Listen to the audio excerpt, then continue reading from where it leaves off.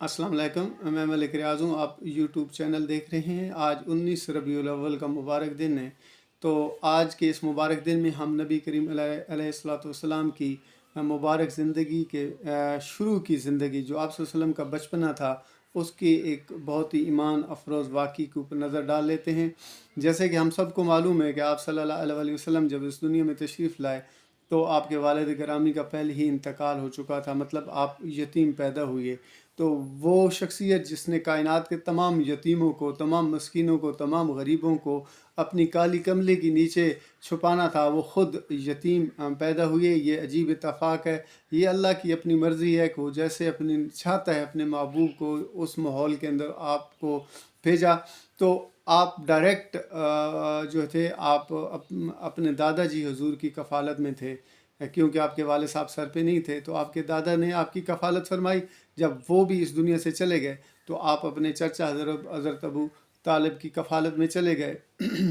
तो क्योंकि आप हज़रत अबू तालिब की कफ़ालत में थे, तो एक दफ़ा आप सल्लल्लाहु अलैहि वसल्लम अपने चचा के साथ मक्का पाक से शाम की तरफ हिजरत फरमा रहे थे। वो काफ़िला जो था, हिजरत जो थी, वो जस्ट एक कारोबारी मकसद के लिए थी, जो एक मुल्क से दूसरे मुल्क में तिजारती काफ़िले जाते थे। तो आप उनके साथ शरीक सफ़र थे।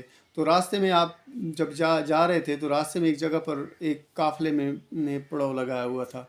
वो वहाँ पर रुका हुआ था। वो भी गालिबन शाम की तरफ ही जा रहा था। और उस काफ़िले के अंदर एक यहूदियों का बहुत बड़ा आलिम था, बहुत बड़ा इल्म और यहूदियों की किताब का नॉलेज रखने वाला था। उसके पास इतना इल्म और इतना एक्सपीरियंस था कि वो किसी आम शख्स के साथ बात करना पसंद नहीं करता था, किसी के साथ देखना तक गवारा नहीं करता था। तो उसकी अचानक आप सल्लल्लाहु अलैहि वसल्लम की जो है सूरत मुबारक में नज़र पड़ गई। तो उस वक्त आप सल्लल्लाहु अलैहि वसल्लम की उम्र मुबारक सिर्फ 12 या 13 साल के दरमियान थी। तो जब उसकी नज़र पड़ी तो उसने आपको पहचान लिया कि आप आम नहीं हैं, आप ख़ास हैं, बल्कि ख़ास भी नहीं हैं बल्कि ख़ासुल ख़ास हैं। तो उसने आपके काफ़िले वालों को बुलाया और कहा कि आज आप शाम को मेरे पास दावत नहीं खा लेते। तो सारे लोग हैरान भी हुए कि ये तो वो बंदा है जो इतने इल्म वाला है और इतना एक्सपीरियंस है, ये किसी को लिफ्ट नहीं कराता, आज पता नहीं क्यों इसने हमें दावत दे दीजिए। और तो उन्होंने दावत को कबूल कर लिया, आपके साथ जो काफ़िले में लोग थे। तो शाम को जब उसके घर सारे लोग जाने लगे तो हज़रत अबू तालिब ने, जो आपके चचा थे, उन्होंने आप सल्लल्लाहु अलैहि वसल्लम को कहा कि क्योंकि यहाँ पर काफ़ी सारा तिजारती माल पड़ा हुआ है, मवेशी भी हैं, सामान, बाकी सामान भी है, तो आपने इसकी निगरानी करनी है, हम दावत खा के आते हैं। तो सारे लोग जब उनके घर में चले गए तो उसने एक एक को देखा। तो उसको उसका जो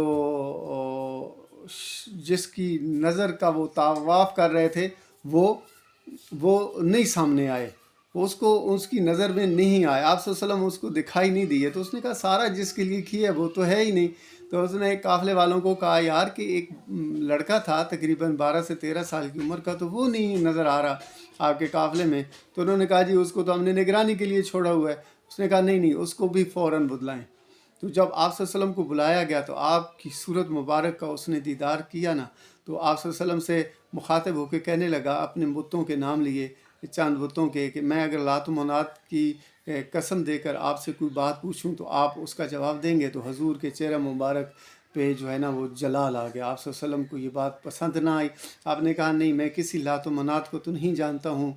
तो उसने कहा अगर मैं अल्लाह की कसम देकर आपसे कुछ पूछूं तो फिर? तो उन्होंने कहा हाँ, अगर आप अल्लाह की कसम देकर कहना चाहते हैं तो मैं हाजिर हूँ, मैं अल्लाह के लिए आपको जवाब देने के लिए हाजिर हूँ। तो उसको जो उसके सवाल का जवाब था ना वो उसको मिल गया। तो फिर आपने आप सल्लल्लाहु अलैहि वसल्लम की तरफ इशारा करके उसने कहा कि ये किन के साथ हैं, इनके साथ और कौन है? तो हज़रत अबू तालिब सामने आए और उन्होंने कहा जी मैं हूँ इनके साथ।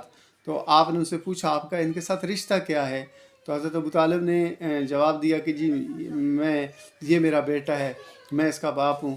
तो उसने कहा नहीं, आप इसके बाप नहीं हो सकते, क्योंकि उसने सारा कुछ स्टडी किया हुआ था अपनी किताबों में, आप सल्लल्लाहु अलैहि वसल्लम के बारे में सारा कुछ पहले से بتا دیا گیا تھا، آپ کے بارے میں سارا کچھ بتا دیا تھا کہ اس کے علامات کیا کیا ہوں گی، اس کی ظاہری زندگی کیسی ہوگی، اس کا بچپنا کیسا ہوگا، اس کا دیکھنا کیسا ہوگا، اس کا بات کرنا کیسے ہوگا، اس کے علم کی وسعت کتنی ہوگی، یہ سارا کچھ بتا دیا گیا تھا۔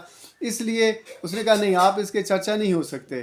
تو اس نے کہا مجھے صحیح ڈیٹیل بتائیں۔ تو انہوں نے کہا جی بالکل، یہ بچہ جو تھا یتیم پیدا ہوا تھا، پہلے اس کی کفالت اس کے دادا نے کی، کیونکہ اب وہ اس دنیا میں نہیں ہے، تو اب یہ میری کفالت میں ہے، میں ان کا چاچا ہوں۔ تو اس کو اس کے سوال کا جواب مل گیا۔ اس نے کہا ہماری کتابوں میں ایسا ہی لکھا ہوا ہے کہ جو آخری پیغمبر ہوں گے، جو آخری رسول ہوں گے، جن کے بعد جو ہے یہ جو سلسلہ ہے نبوت کا، یہ سارا کا سارا ختم ہو جائے گا، تو وہ یتیم پیدا ہوگا اور اس کی پہلے کفالت اس کا دادا کرے گا، اس کے بعد اس کی کفالت اس کا چاچا کرے گا۔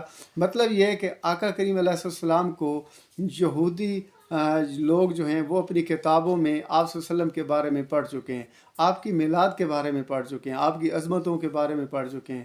تو اتنے عظیم نبی کی امتی ہونے کے ناطے ہمارا بھی فرض بنتا ہے کہ ہم بھی حضور کی محبت سے جواب دیں، اور محبتوں کا جواب دینے کا ایک طریقہ کار یہ بھی ہے کہ آقا کریم علیہ السلام کی ذات پاک پر درود و سلام کا نذرانہ پیش کیا جائے۔